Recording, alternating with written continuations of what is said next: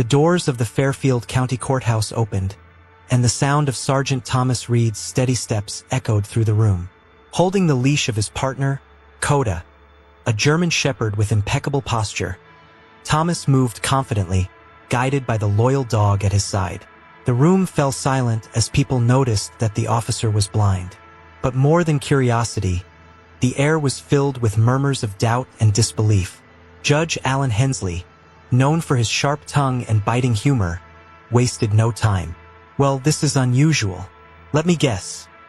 The dog writes the reports too, Sergeant." His laughter filled the room, prompting nervous chuckles from some. Thomas remained composed, his grip on Coda's leash tightening slightly. Coda let out a single, commanding bark that echoed through the courtroom, silencing the whispers. "Your Honor," Thomas began, his voice steady, "Coda and I rescued a 7-year-old child from an armed ambush last week. If you'd like, I can explain how we did it instead of debating who writes my reports." His tone was firm, unwavering. Sensing the rising tension, Prosecutor Sarah Blake stepped in. "Sergeant Reed, please, tell us what happened that night. I believe everyone here could learn something from your bravery." As Thomas recounted the events, the courtroom grew still. He described how Coda tracked clues in the chaos of the scene, while Thomas listened intently to every sound around him, trusting his partner completely. The story revealed a bond of absolute trust and courage that went far beyond the limits of physical sight. Even the skeptics seemed moved by the harrowing details. But Judge Hensley wasn't ready to let go of his usual sarcasm. "A nice story," he said, leaning forward. "But tell me this, how does a blind man shoot a criminal without missing? Or did the dog handle that part too?" Thomas tightened his hold on Coda's leash, a faint smile crossing his lips. "Courage, Your Honor, doesn't require sight. It only takes heart." Coda barked again, this time a low, resolute sound that cut through the tension. The judge paused, caught off guard. For a moment, his expression softened, but it was impossible to tell what he was thinking. As Thomas left the courtroom, guided by Coda's steady movements, he could feel the weight of the battle ahead.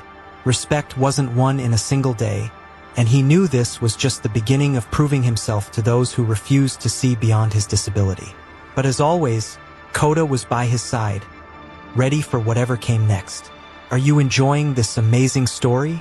Don't forget to give it a like to support the channel and help these inspiring stories reach more people. Subscribe now and turn on the notification bell so you don't miss any updates. Your support is essential for us to keep sharing stories like this one. Thomas descended the courthouse steps, Coda's steady guidance keeping his path straight. The crisp winter air bit at his face, but the sting of Judge Hensley's words lingered far longer. The sarcastic tone, the snickers in the courtroom. It wasn't the first time he'd faced such doubt, but it never got easier. Coda, always attuned to his partner's emotions, slowed his pace, pressing gently against Thomas's leg. "Not everyone sees it, huh, Coda?" Thomas muttered, a trace of bitterness in his voice. The dog gave a soft whine in response, his ears flicking back as if he understood every word.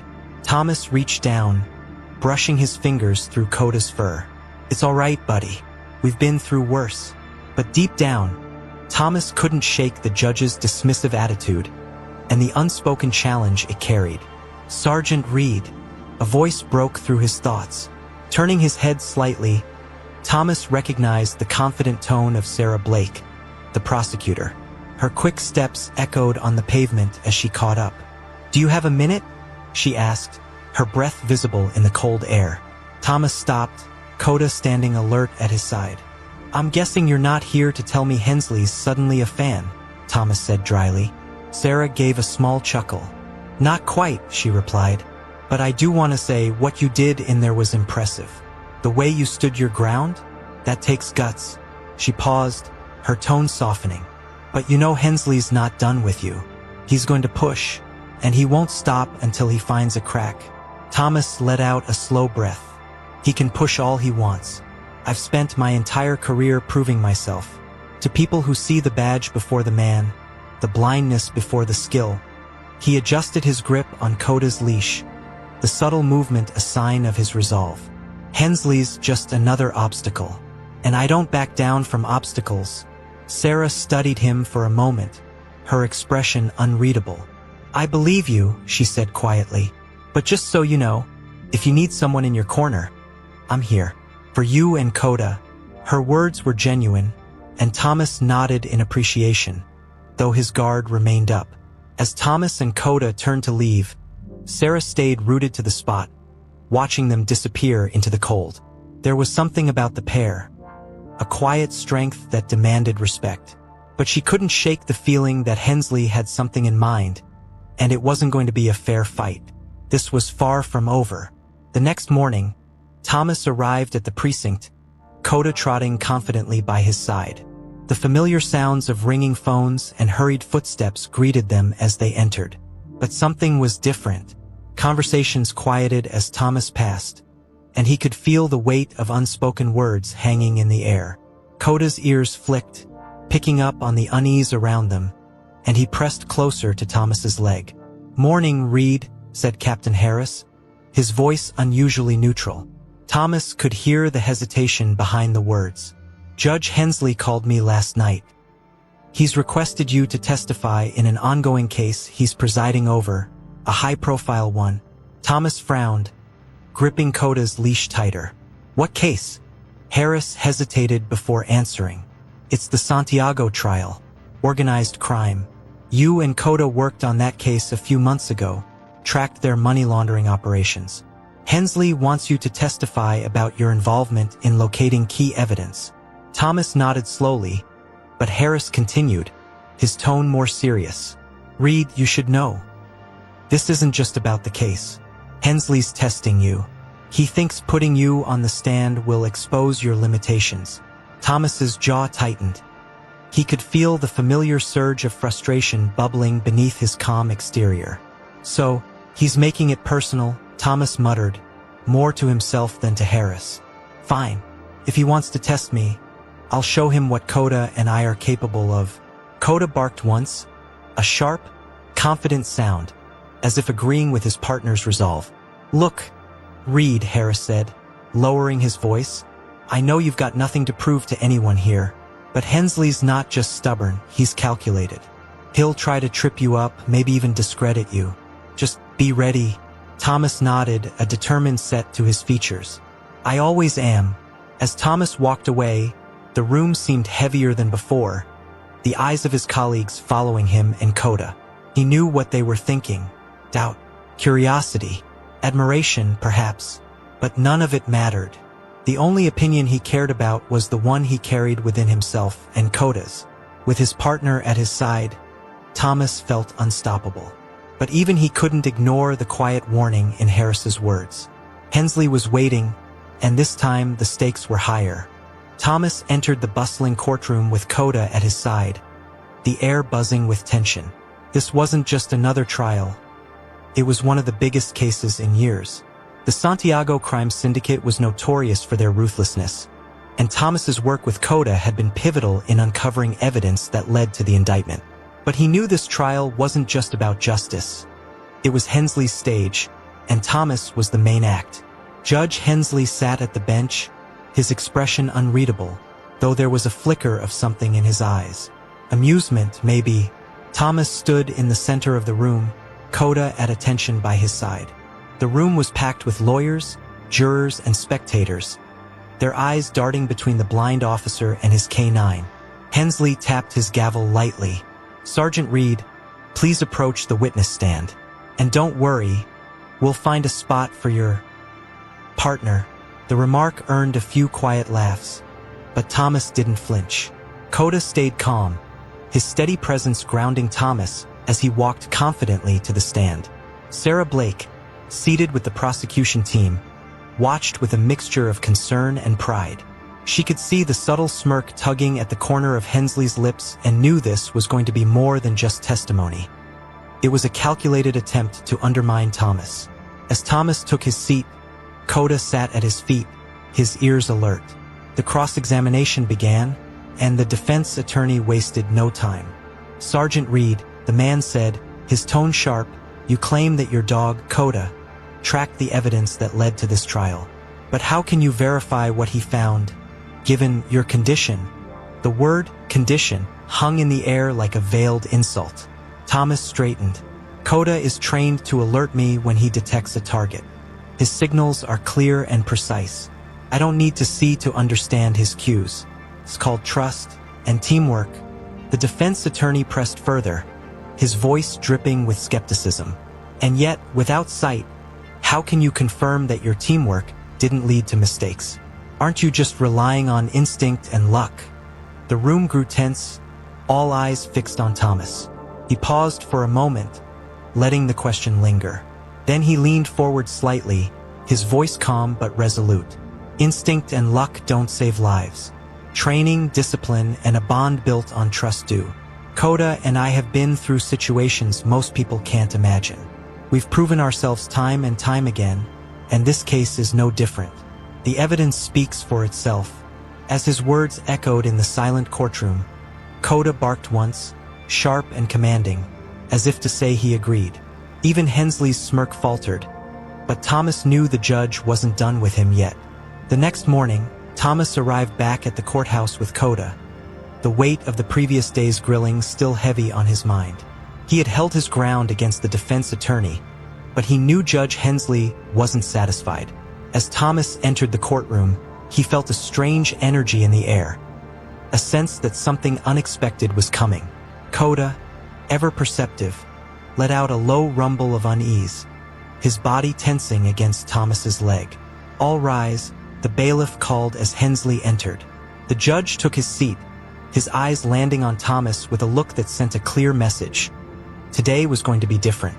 As everyone sat, Hensley leaned forward, speaking with a deliberate tone. "Before we proceed with the trial, I'd like to conduct a short demonstration. Sergeant Reed, I'd like to test the reliability of your partnership with Coda." Thomas's shoulders stiffened. A demonstration? He hadn't been warned about this. He felt the room shift as whispers spread among the spectators. Sarah Blake stood immediately, her voice sharp. "Your Honor, with all due respect, this is highly irregular." "Overruled," Hensley interrupted, his tone curt. "If Sergeant Reed's testimony hinges on the abilities of his K9, then it's only fair to confirm those abilities in this courtroom." He turned to Thomas, his eyes narrowing. "I assume you have no objections, Sergeant?" Thomas could feel the trap closing, but he refused to back down. "None, Your Honor." His voice was steady, though his pulse quickened. Coda pressed closer to him, sensing the shift in tension.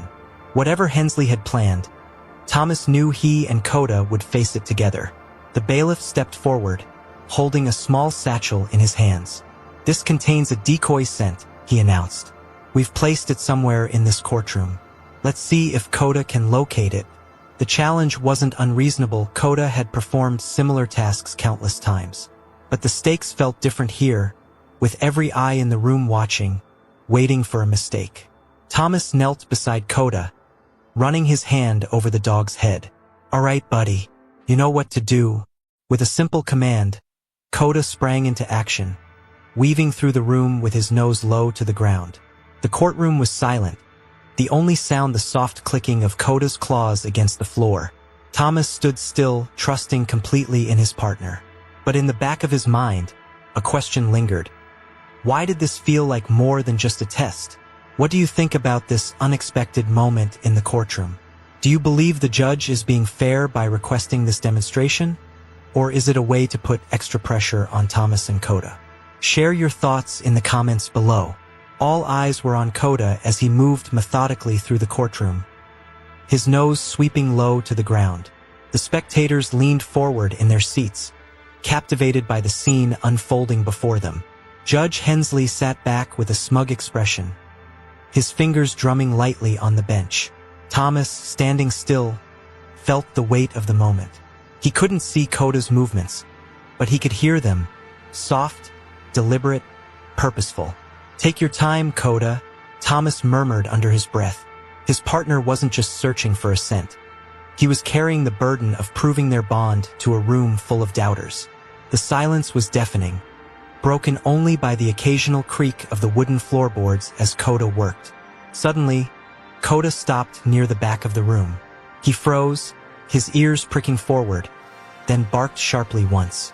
The sound echoed off the walls, startling a few of the spectators. He nosed the corner of a table, pawing lightly at it before turning to face Thomas, his tail wagging with certainty. "Good boy," Thomas said with quiet pride. The bailiff approached the spot where Kota had stopped, crouching down and reaching beneath the table. A moment later, he held up the satchel for everyone to see. "He's got it," the bailiff confirmed. A few murmurs rippled through the courtroom, and Thomas could sense the subtle shift in energy. People were impressed, even if they didn't say it aloud. "Impressive," Judge Hensley said, though his tone was begrudging. He leaned forward, resting his chin on his hand. "But let's not forget, Sergeant Reed, that this was a controlled environment. Out in the field, things are much less predictable. Mistakes are costly, aren't they?" The words hung in the air, and Thomas knew what Hensley was doing, trying to plant doubt, to make everyone question whether he could handle real danger. Thomas stood taller, his hand resting on Kota's head. "Mistakes are costly, Your Honor. That's why Kota and I train every day to make sure they don't happen. We've been in situations far more chaotic than this courtroom, and we've never failed each other." His voice was calm but firm, leaving no room for argument. Kota let out a low, approving growl, as if backing his partner's words. The tension in the room didn't dissipate, but for the first time, Judge Hensley seemed at a loss for a response.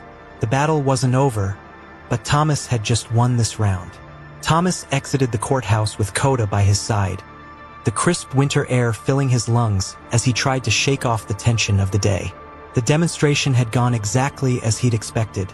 Kota had proven his skill flawlessly, but the satisfaction of the victory was short-lived.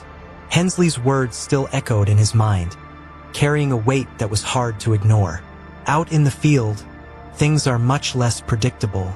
Thomas knew that wasn't just a comment. It was a challenge. As Thomas and Kota headed toward the parking lot, Sarah Blake caught up with them, her hurried steps crunching against the gravel. "Thomas," she called, her tone sharp but concerned. "Wait a second." He paused, turning slightly toward her voice. "You know what Hensley's doing, don't you?"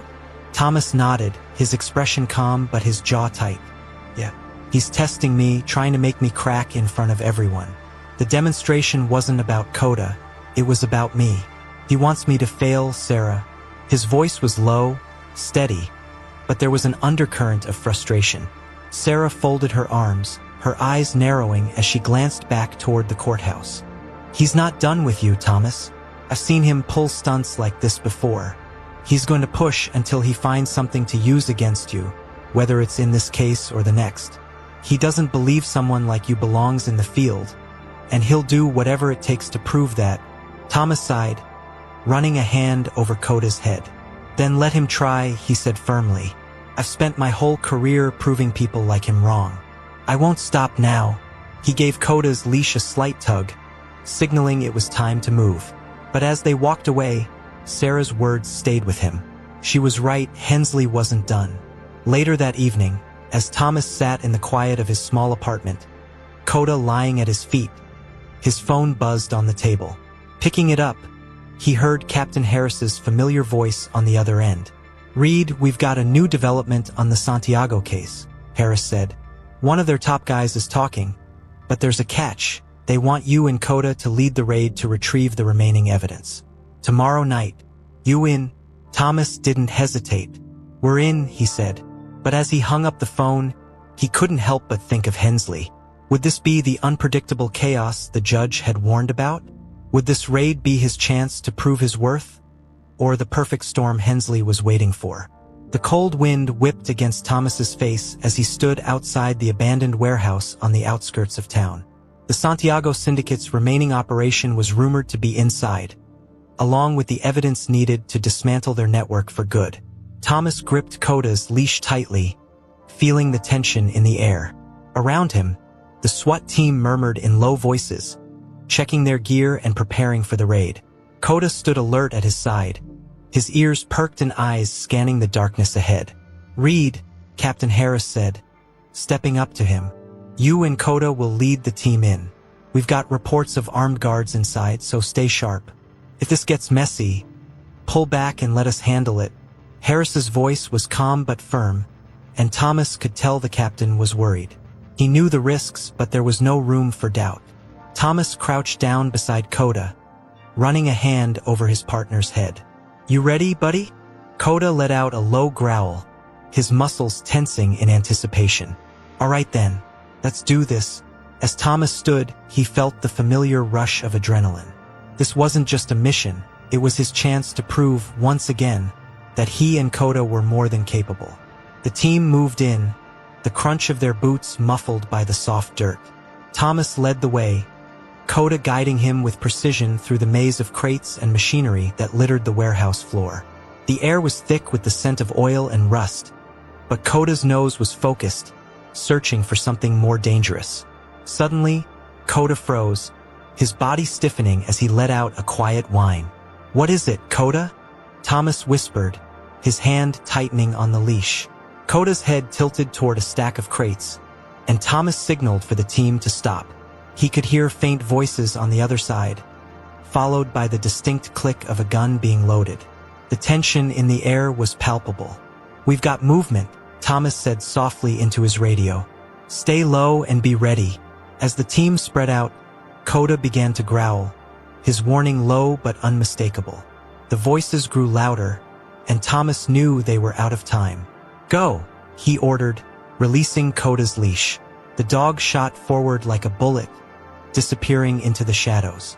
The warehouse erupted into chaos as shouts and gunfire rang out.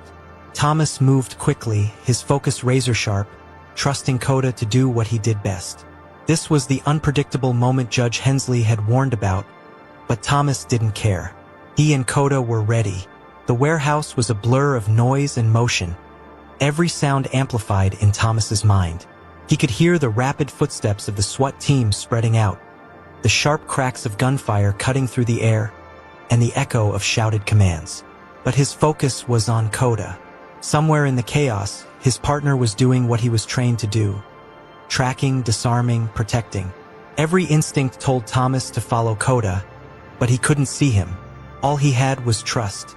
"Kota," Thomas called, his voice firm despite the chaos. His heart pounded in his chest as he moved forward, his hand brushing along the cold, sharp edges of stacked crates. He strained to hear over the noise until, finally, a sharp bark rang out, cutting through everything else. Kota's signal. Thomas's grip tightened on his weapon as he turned toward the sound, moving with precision and confidence. The bark came again, closer this time, followed by the muffled sound of a scuffle. Then, a loud crash reverberated through the space. Thomas picked up his pace, his pulse racing. "Kota, I'm coming," he shouted. When he rounded a corner, the scene unfolded like something out of a nightmare. A man lay pinned on the ground, Kota's jaws clamped tightly on his arm. A discarded weapon lay inches from the man's free hand, and he was frantically trying to reach it. "Kota, hold," Thomas commanded, his voice steady despite the adrenaline coursing through him. The dog froze, his teeth still gripping the man's arm but his body stiff and alert, waiting for further instructions. Thomas moved quickly, kicking the weapon out of reach and securing the suspect with zip ties. "Good boy," he murmured, his hand brushing over Kota's head briefly before turning his attention back to the sounds of the ongoing raid. "Reed," Captain Harris's voice crackled through the radio. "We've got a problem. There's a secondary room heavily barricaded. We think that's where the main stash is. Can you and Kota clear the path?" Thomas exhaled sharply, his body still humming with tension. "We're on it," he replied. He could feel Kota's energy radiating beside him, ready for the next challenge. As they moved toward the barricaded area, Thomas couldn't help but think of Judge Hensley's words, the doubt laced into every comment. This was the moment to prove him wrong. But more than that, it was a moment to show the world that he and Kota were unstoppable, even in the face of chaos. Thomas crouched low, Kota at his side, as they approached the barricaded room. The muffled voices of men inside drifted through the thick walls, and the faint metallic clatter of weapons being loaded sent a chill through the air. Behind him, the SWAT team waited for the signal, their breath visible in the cold.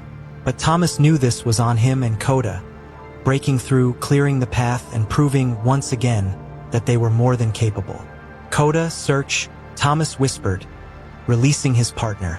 The German Shepherd moved with fluid precision, his nose to the ground and his ears twitching at every sound. Within seconds, Coda stopped and turned back toward Thomas, signaling with a soft bark. He'd found something, a weak point in the barricade. "Good boy," Thomas muttered, reaching out to feel the edge of the metal crate blocking the door. Using Coda's guidance, Thomas placed his hand on a narrow gap.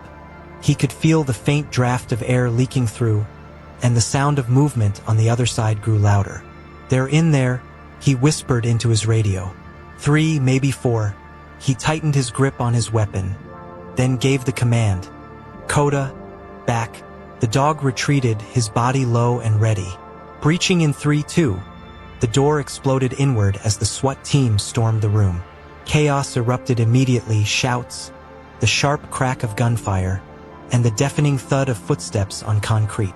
Thomas stayed focused, moving swiftly through the chaos, relying on Coda's signals and his own finely honed instincts. At one point, a figure lunged from the shadows, a weapon raised. But Coda was faster. He leapt, taking the man to the ground in a single powerful motion. The suspect cried out as Coda pinned him, his growl low and menacing. "Hold, Coda," Thomas commanded, his voice cutting through the noise. He moved in quickly, securing the man's weapon and pulling him into custody. The room was clear within minutes, the suspects subdued and the evidence recovered. As the dust settled, Thomas knelt beside Coda, running a hand through the dog's fur. "We did it, buddy," he said softly, a rare smile breaking across his face. Back at the precinct, hours later, Captain Harris met them with a clap on the shoulder. "Hell of a job, Reed," he said. But it wasn't Harris's approval Thomas thought of as he sat with Coda that night. It was the image of Judge Hensley, watching from his bench, forced to acknowledge what he had doubted. Thomas didn't need to hear it to know the truth. He and Coda had proven themselves again. Did this story move you? Show your support by sending a super sticker. Your contribution helps bring more incredible stories like this one. Thank you for watching.